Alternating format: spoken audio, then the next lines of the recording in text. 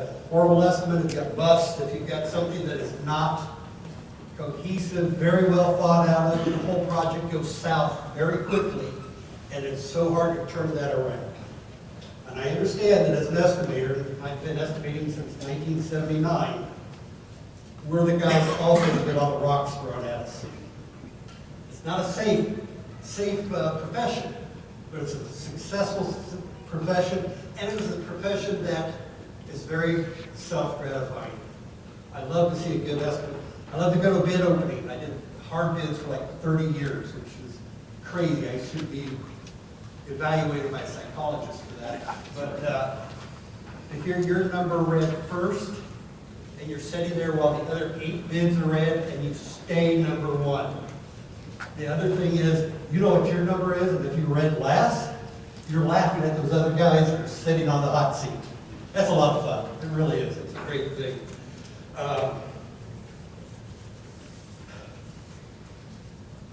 We keep one mantra with ASPE, and that is we are the construction industry's leader and recognized authority of professional estimating through our excellence in education. This group, certification, CPE, AEPs, it's becoming a very recognized certification for our profession, and standardization. It works real well with those as the trifecta of ASPE. Thanks for being here. I hope that everybody takes with them the knowledge and the full fiscal and business cards, because networking is very, very important. So again, jazz it up, guys. You guys are real champions in Kansas City. And I was born and raised in Topeka, so I can say that, okay? Might be from Chicago, but I've been there. All right? Thank you very much. Enjoy the day. Have fun. Rob Clevenger, Senior Vice President of J.E. Construction. I have to make a special announcement. We have something called the trade booth bingo card out front. I don't know if anybody got these, but there's a big pile of them out there. If you hit all the trade booths, they stamp your card. You have a drawing for an iPad and something else, a Yeti cooler. So at the end, we're going to have a drawing. We have a happy hour from 4 to 5. If you get this, we're going to do a drawing for anybody that fills this out. Okay? I just got to stand by back with a smiley face. So trade booth bingo, big prizes at 4 to 5. You got to be present to win. Okay? All right. Look at this guy. All right. Thanks, Rob. You bet. You bet. Well, good morning. You know, I got to tell you, public speaking is so much fun, but I do appreciate the opportunity to talk to you this morning, and I've got to tell you, I'm pretty humbled, and I think Mel said it pretty well. Every project starts with folks in this room, whether it's an idea, a napkin sketch, or full drawings, and I do believe that a good estimator, a good pre-construction manager, they are worth their weight in gold. And we all live and die by what you do each and every day. And I know for our organization, I wish there were more of it, quite honestly, because I think it is a limited resource for our industry. The folks getting into estimating, getting into pre-construction, and something I think we need to really work on. We'll talk a little bit about workforce development as we go through. So, kind of broken this down into 3 buckets, and I'm going to finish with a challenger and ask, as Eric's asked for. But I'm going to give you a little bit of data on market health. Going to talk a little bit about maybe what we don't know, and then kind of finish with what we all should be doing. So from a market standpoint, you know, we're on a pretty good roll here for 10 or 11 years after coming out of the recession. And, you know, unemployment all-time low, interest rates seem to be holding, inflation pretty moderate, right? Construction escalation, something we all find near and dear to our heart, try and forecast what's it going to be. I know a lot of times we sit around and go, when's it going to spike? You know, when's it coming? Whether whether it's things that are going on around the world, whether it's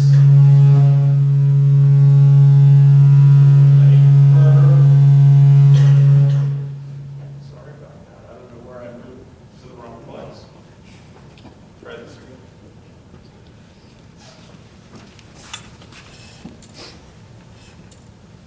Better again.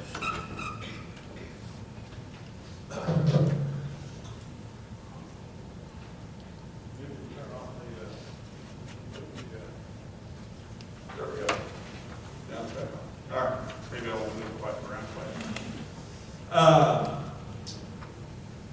The construction escalation, I mean, can still consider, or still looks to be pretty moderate, even for the next year. You know, we've seen, you know, one, maybe less than 1% over the last 4 quarters, and through all of our analysis of the indexes we look at, it really doesn't look to be much more than that for 2020, which I think is really good for all of us.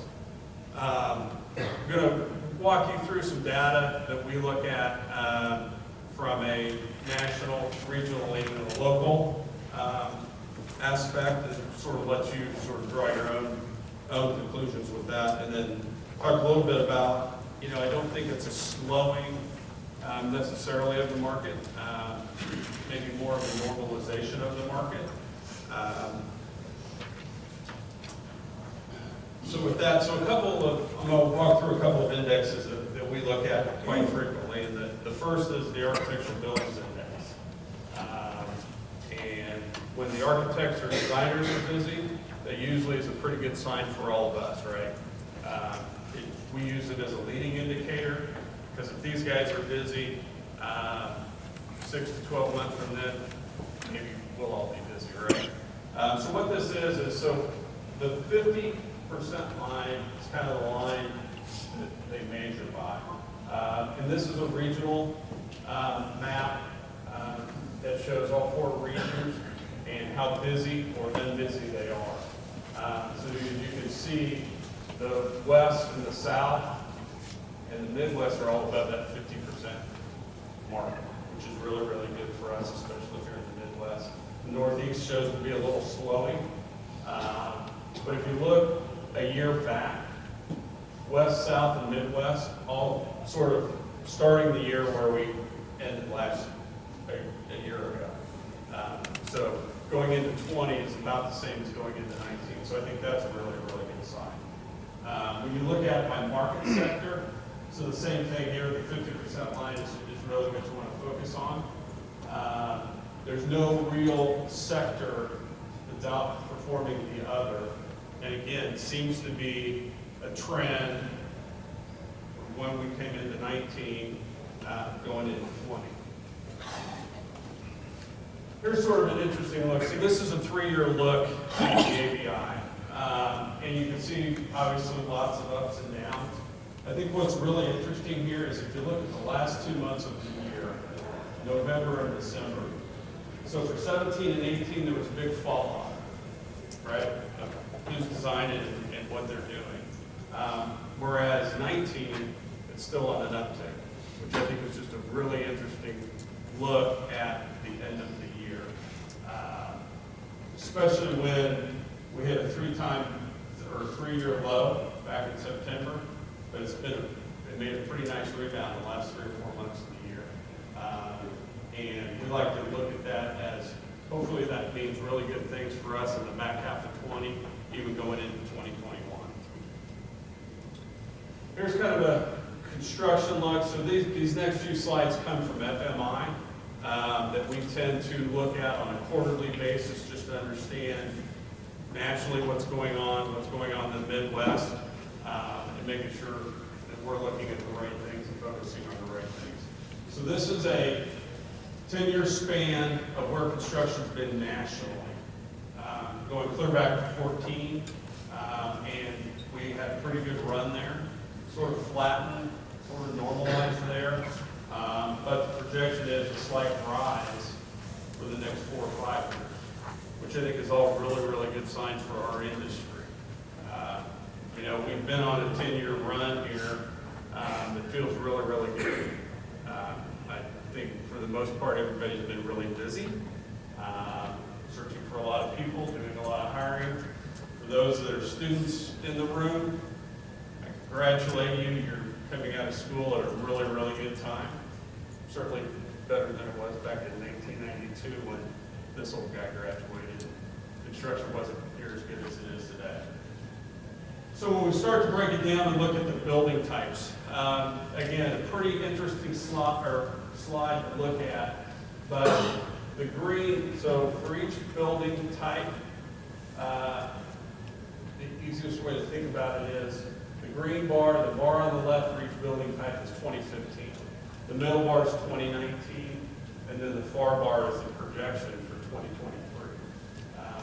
So for the most part, every building type made a pretty good jump from 15 to 19. What's interesting is, for the most part, with the exception of multifamily, everything stays pretty flat, sort of normalized for the next 4 years. Multifamily, I think, is very specific to certain markets. There was an article a couple weeks ago in the Wall Street Journal that talked about multifamily sort of dropping off. It's interesting, living here in Kansas City for all of these years, you just wonder when our market's going to be saturated enough. But every time you think about that, there's a new project that's started, or 2 or 3 that are on the books for multifamily. So this is on a national scale. So when you drop it down and look at our Midwest, so for our region, same sort of graph. Bars on the left are 2015, the middle's 2020, and then the far one is 2024. And the interesting look here is sorry about that. The Midwest shows residential really dropping off the last 4 years, but an uptick. So it shows us being a little bit different than the national average. Office continues to look strong for the next 4 years, which is the far column on the left. Everything else stays pretty flat for the next 4 years. So if you believe FMI, again, back to sort of flattening or normalization, don't really see a fall off. I'm going to skip through some of the, so with all of that being said, you know, we're constantly looking forward, constantly trying to figure out what's next, what's coming. Within our organization, we try to stay pretty diverse, because in any given year, different markets, there's different fluctuations with what building types. We look back over the last 10 years at what the hottest or largest building type we were building in that given year. And I think for 10 years straight, it's a different building type for every year, for at least for us, as to what we were doing the most of. But we're constantly looking at all of these indexes to understand where do we need to be going. Some of the things that we don't completely understand that could throw all of the forecasts off. We don't have a lot of control over it. One is skilled workforce. You know, I think nationally and certainly here in the Midwest, it's a very compressed market. Labor is very, very tight. We have an aging skilled workforce. We've got a lot of folks, guys and gals that are getting ready to retire out. And there's not an influx of young people getting into the skilled trades. And that's really, really concerning. I'm going to talk a little bit later about what we all, everybody in this room, as an industry need to be doing about that. But that's something certainly that will limit our ability to continue to grow and meet market demands. Tariffs, I'm sure you've all run into them, seen them. It's rumored. It is real. Again, it's something out of all of our control, but certainly can make or break a project. And as the estimators in this room and the pre-construction in this room can really make a budget go haywire really quick, right? So it's something that we always need to continue to think about and monitor. National disaster. We were talking about this the other day, and somebody kind of was looking at me funny. Again, it's out of our control, but when you think about hurricanes, wildfires, flood in Omaha last year, took a precast plant, put it underwater. When you think about what's going on in Australia, with all the wildfires, how is that going to affect their supply chain? Again, it's out of our control, but something we need to continue to think about and understand. It takes one event to disrupt our entire supply chain. And how does that affect prices? How does that affect schedules? And the market in which we work. And then I'm not a politician. I'm not here to talk about politics. But there is an election that comes up here this fall that may change policy, may create new policy that will affect all of us in how projects get procured and how projects get funded. Again, something just to be wary of and understand. So what do we need to be doing? Talked a little bit about our skilled workforce. I was in a meeting the other day, and we were talking about what we need to be doing. And I think just around the table, a few of us sat, and I think we identified 23 different programs or agencies that are working on workforce development. And it's very, very fragmented. You know, they all have different ways of doing it. They all have different motives, initiatives. And I really believe that until we get united on that and all come together, we're not going to move the needle very far. But when you talk to a lot of people in our industry, really the folks that we need to be getting to are those high school kids.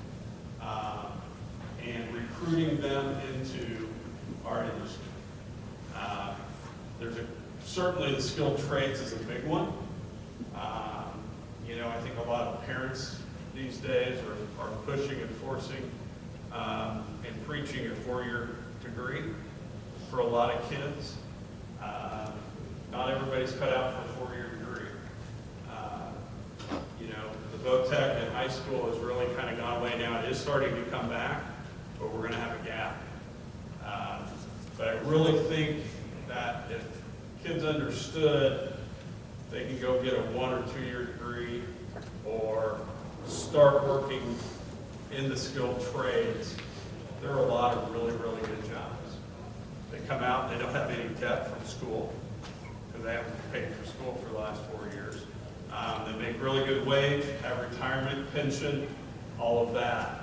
And I don't think we do a very good job of marketing that to that group of people. So I think that's something that as an industry we really need to focus on, or we're going to find ourselves in deeper trouble than we are today with our labor forces. I was talking to Eric earlier. You know, I think this group is another group that really we want to focus on with the high schools, with the universities, the colleges, and let young kids know that estimating pre-construction services can be a great career. Because I think all of you in this room, also are a limited resource that we need to build up. We need to get more of you. Mel talked about it. I mentioned it at the beginning how important what you do is. And we really need to work on recruiting more of you. Prefabrication, everybody in the room's heard about it. Many of you may have participated at different levels with prefabrication. I think it's one of the solutions to the skilled workforce problem. The more we can prefab, the more we reduce the labor. We can do it in controlled environments, so it's safer. We can do it in controlled environments, so we get better quality out of it. And in many cases, those two combined is enough. In many cases, it becomes cheaper as well. So I know it's something that we as an organization are very, very focused on. It does take a client and a designer that are on board with it. I've seen a lot of cases where if you don't have your client and your designer on board with doing it, it becomes pretty fragmented pretty quickly. pretty difficult to do. But I do think it's something that's going to change the industry. A few other things that I think we need to be doing more of, and figure out how we make it better. On-screen takeoff and model-based estimating. I'm sure most of the people in here have done one or the other, or doing both right now. What's the next step with that? You know, it's been in the market for several years. How does that get better? How do we utilize the information quicker, better, more efficiently? Augmented reality and virtual reality. You know, it started in the gaming world, so any of you that have kids, you've seen a lot of that. How do we utilize that in pre-construction to do estimates? You know, we're using it a lot to show clients, to do virtual mock-ups, but how do those two options get rolled into our estimating platforms? I think that's one challenge that everybody needs to think of, and we as an industry need to figure out how to utilize it better. Robotics and drones. So again, one other solution to sort of the skilled trades being crunched, there's robots out there. They've got robots now that lay brick. They've got robots now that set glass. What's next? And better yet, how does that really affect our labor rates, our production rates, and everything you all do each and every day? Something we got to think about. Computational design. So there are three organizations that have come together, three software designers,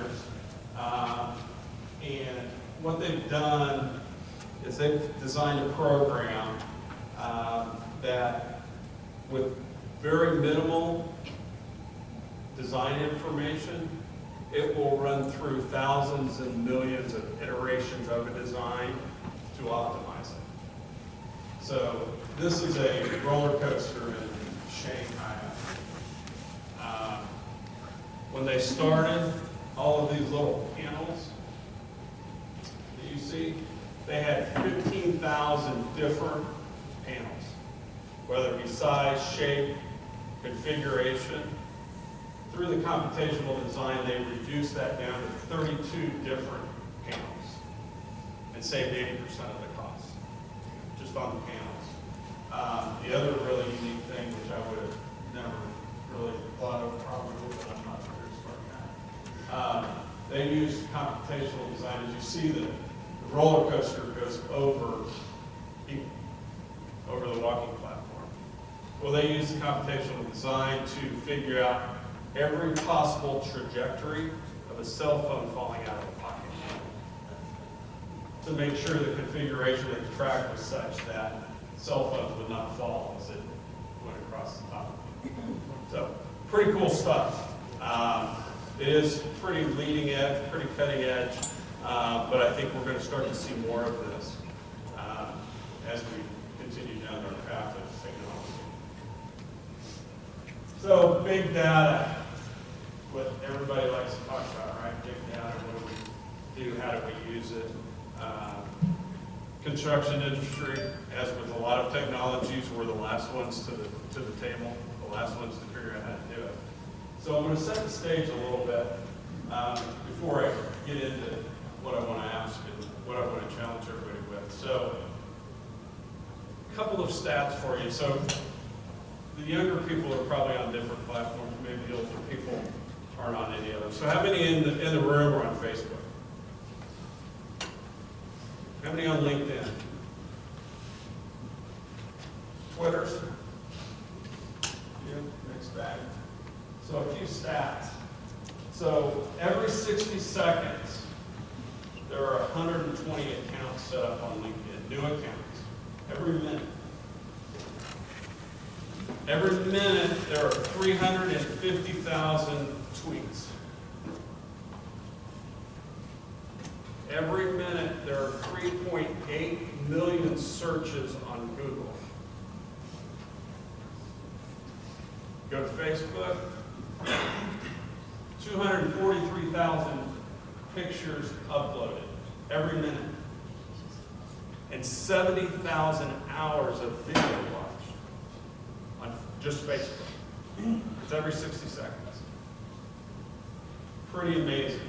So, what all these smart people have done is they figured out how to use the data that we're all using. They know what we like, they know who we follow, they know what we search, and they use that information to help influence, help guide our decision making. So who here has maybe done some online shopping, and then the next time you go on Facebook, there's an ad for exactly what I was searching. Pretty cool, right? I mean, they figured out how to help us make our decisions. So here's the challenge for us in our industry. 140 estimators, so I'm guessing there's a few more than that sitting in this room, right? So take 140 estimators. Everybody does, all of them do one estimate a week. Okay? You got 48 weeks in the year. Everybody gets 2 weeks off, right? Let's say we're using a software system, an estimating system with 14,000 algorithms. There's how many data points are created in a year. 94 million. So the challenge for all of us, for you, our industry, is how do we capture, gather 94 million data points so that we can use it to help inform, educate, and influence our decision making.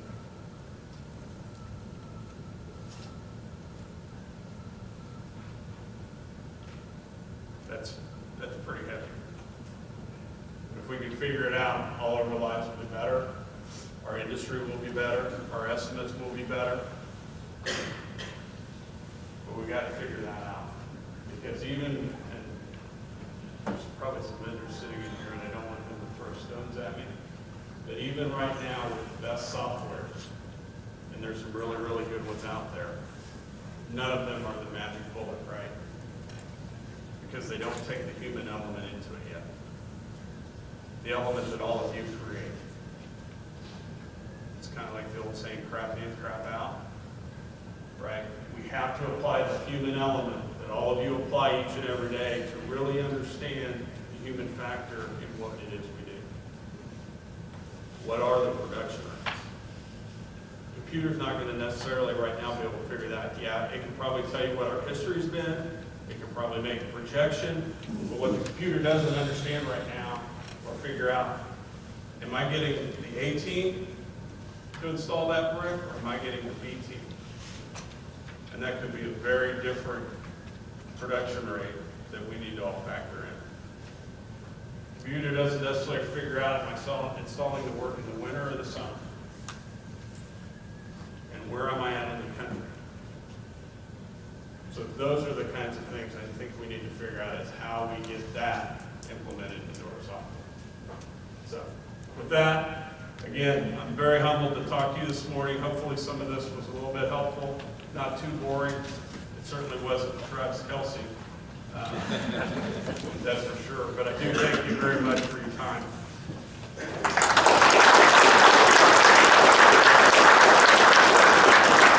Introducing the panelists. They'll come up here. First we have Kevin Rawson. He's pre-construction manager with Turner Construction, Kansas City. And next we have Matt Berger. And all these guys have really strong opinions about safety, right? That's why I chose them, because they all are not afraid to voice their opinion. And Matt's been doing this a couple of years now. Helping us, he's helped us out over the years. So he's a senior estimator at J.D. Construction. And what do you specialize in, Matt? I work with a lot of federal projects at J.D. Construction. Federal, okay. Now we have Mark Fly, nationally renowned speaker. His name is Bid Coach. You guys, he has a blog, he has videos, he sends you emails every week about his Bid Coach. So he's with Construct Connect. What's your title officially, Mark? My official title, I'm actually a sales enablement manager for all the GC and takeoff products. Okay, so sales enablement management for GC and takeout products. When you say GC, is that general commissions or general contracts? General contract. General contract, okay. And we have Dan Frondorf, he's the guy that got me into this thing, one of the guys that got me into this thing in the first place. He used to be our regional manager for ASPE, regional governor, sorry. He's out of Cincinnati. He is a full-time professional estimator, specializing in earthwork and site utilities. He'll be teaching 2 classes today, so Dan is one of the most profound speakers we've ever had. Then we have Mel Cowan, the president of ASPE National. And Mel is out of Chicago. He came here just for you.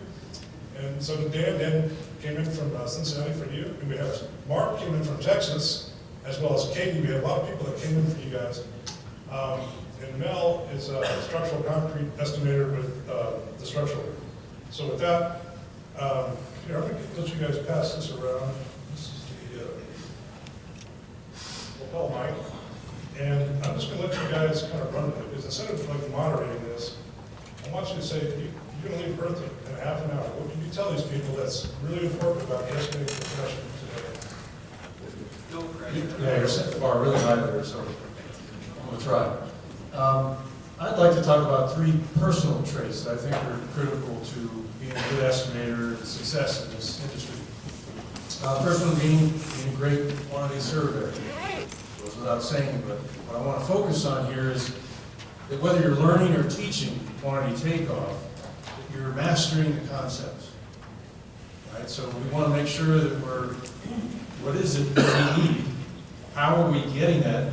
How are we organizing it for our company or for our clients to communicate our estimates? And then you'll understand better how a tool that you already, software tool that you already have will help you more.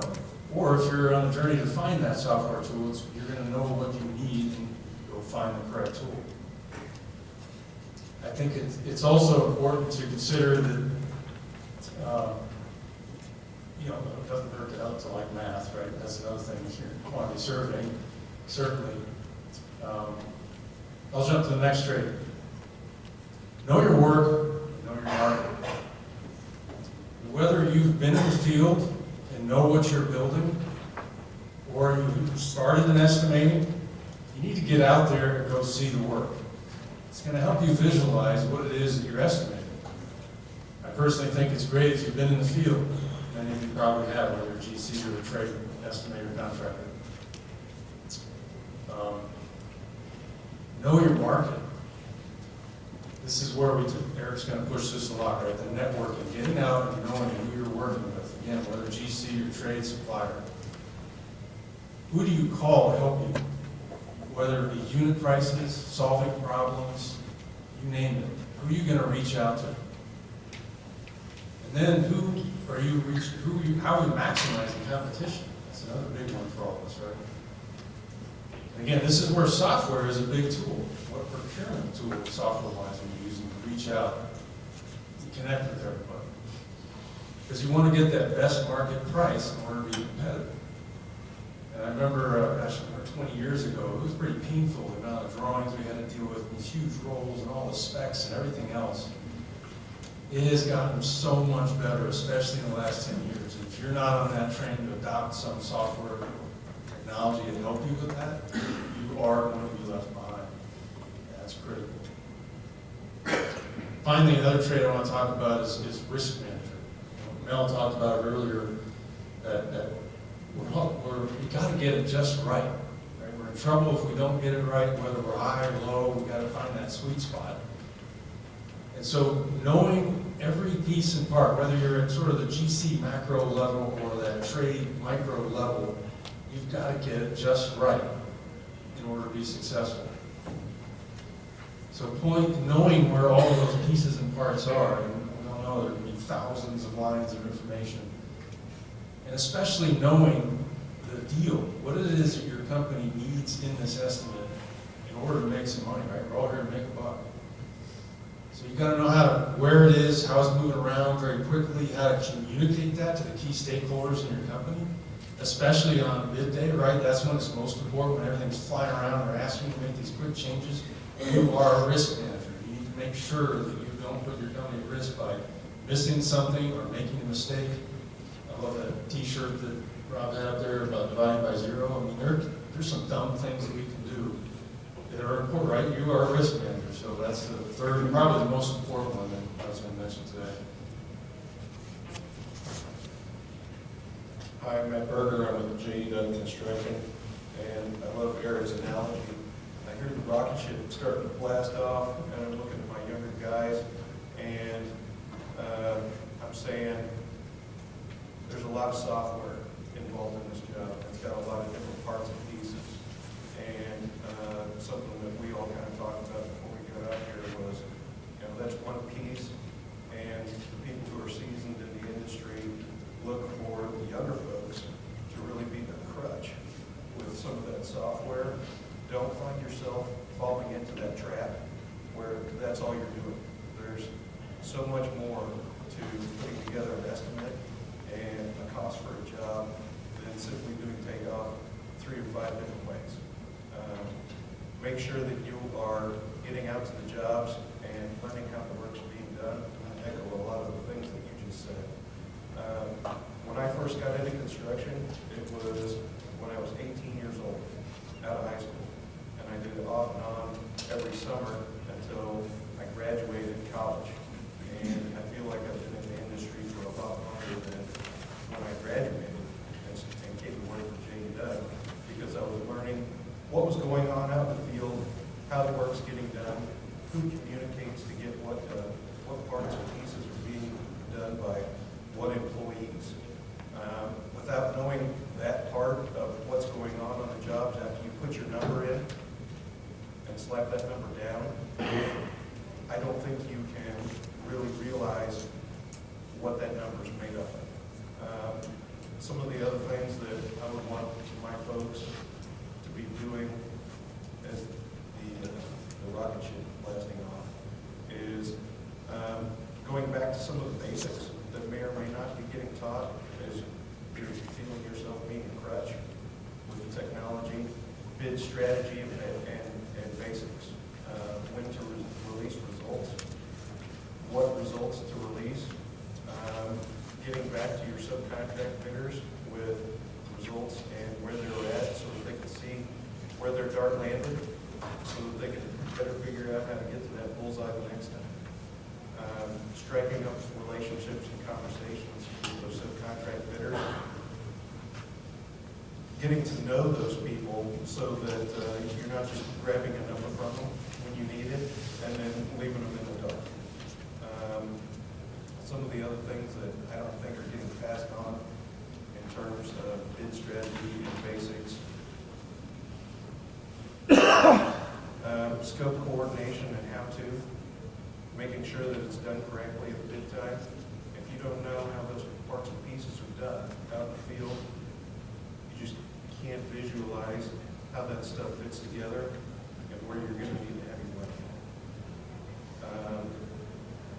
Here's a big thing that I live by, that I would want everybody else underneath me to live by too. Treat it like it's your money, because it really is. If you work for a great company, more than likely you're getting a piece of that pie that you save.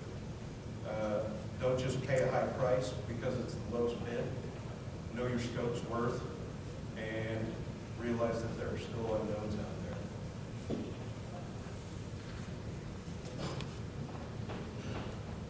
These are tough to follow.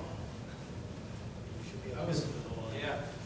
I'm going to go a little less technical. I was preparing for something else, but I'm going to have a little bit of the Dr. Phil approach on this. First off, the 2 P's that I would like to broadcast to everybody is passionate people. And that's exactly what we're dealing with. This is not you, and this should never represent you to your subcontractors, your suppliers, or your GCs. Unfortunately, in this day and age, it's so easy for that to happen. We all fall into that trap. One of the things that I've noticed, and I've been very blessed in the position that I'm in, I deal with tens of thousands, seriously, tens of thousands of contractors in the last decade. So I think I get a little different perspective where I see a lot of the pain points, I see the trends. And unfortunately, this trend, I've watched it evolve, and it's taken away relationships. Relationships is actually mandated by something completely different. Just like one of you were saying about it, it's not just the number. Build that relationship. Don't lose that, because you have a passion for what you're doing. And I think the people want to enhance that passion for you to make you more successful. Yes, it is about everything you guys are talking about. That's part of your job. You need to do your job well. Don't forget the passion that you have for the people that you give. They are people. It's not just another email address. It's not just another phone. It's a relationship you have to develop. Obviously, I'm old school. I know it's hard to believe. I probably would like to just college or something, but I did. Thanks. But I came up through the ranks. I was an agricultural-based family, so I did construction. This was just part of life. And then I pulled up to a job site, saved me about 18. Got a job for $5 an hour, shoveling sand, hot here. It was one of the best things that ever happened to me, because it taught me to think ahead. I don't know if any of you ever worked with plasters, but if you don't have that mud on the floor there, screaming and kicking. Anyways, it taught me the ethics, and it gave me a passion to always strive to have things thought ahead and done before I even get to it. So again, we'll just keep mine short and sweet. It's people and passion. Don't let your electronics and devices define who you are, especially in this business. You're going to find relationships, handshakes. I think Eric's one of the best at that. Handshakes and really knowing somebody. What's your name? When I see Matt the next time I met with him in his office, I'll never forget Matt. We have a connection and that relationship. You can go a long way. So don't forget that. People and passion.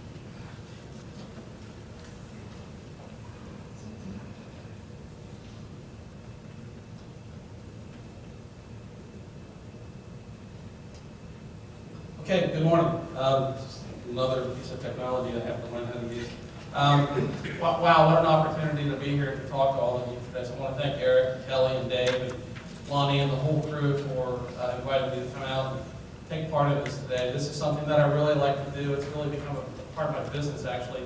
That is teaching estimating and talking about estimating, and I am pretty passionate about it. So I want to recognize the opportunity and my friends for giving me a chance to come out here. What I want to talk about this morning is something that I say in every one of my classes that I teach. I've taught at the college level. I teach for Half Moon. I've taught for some other groups. I've been to ASPE events all over the country. But I always say this. I always give my definition of construction estimating. It's nothing you'll find in a textbook. It's just something that I've developed over the years of putting together my own career, and I've been a self-employed estimator for 21 years. That's a long time to be self-employed. And my definition is this: estimating, construction and cost estimating it's a combination of art and science. And quite frankly, the science part is easy. Kevin talked about it. You've got to be pretty good at math. You have to be able to count. My friend Martin in Fort Wayne loves to say, if you can count, you can be an estimator. But here's the other thing about estimating. What a noble profession it is. But I don't have to have a license, and neither do any of you or anybody up here, to be an estimator. I don't have the government telling me that I have to have so many years of education, or that I have to have spent so many hours in class learning. If I have a legal pad and a smartphone, theoretically I could be an estimator. But that's easy. You know, anybody can have that title, but to be good at it, you've got to come to things like this. You've got to practice consistently and do the same things the same way over and over again.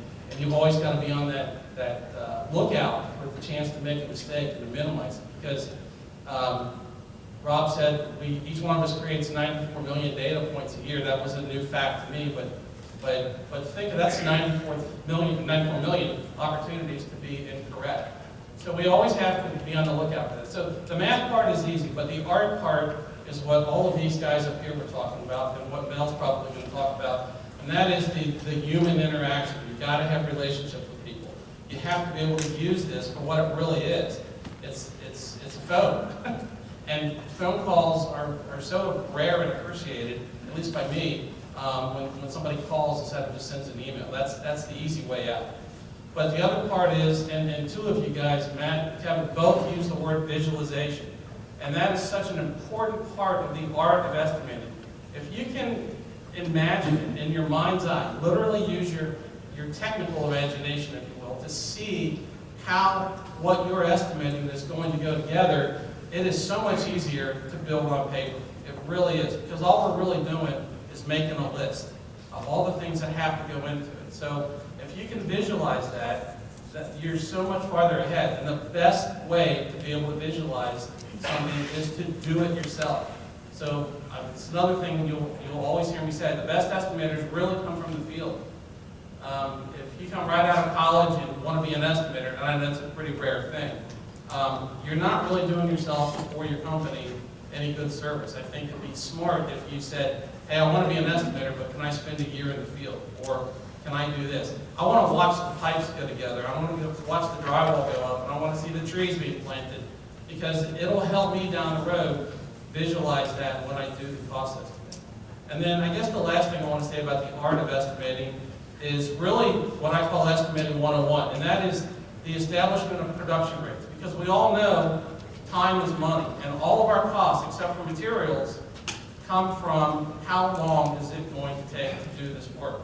So getting that production rate right in your particular trade is so important, and you're never going to find a production rate in a spec book. You're never going to find one on the plans, and you can't even go to RS Means or DCD or any other cost guide and say, this is the definitive production rate. Yes, they'll have production rates in there, but that's for a gazillion jobs aggregated into one number.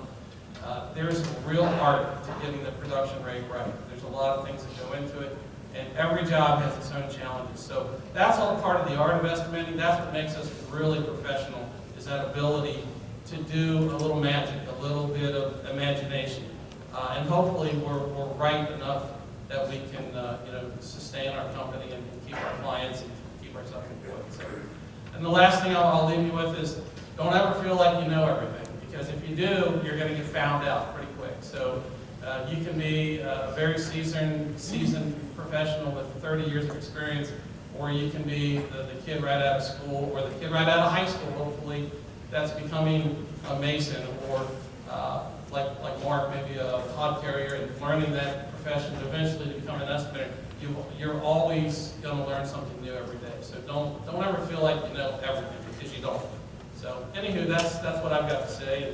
And again, thanks, Eric, for letting me be here, and I'll complete the challenge by taking this little guy on.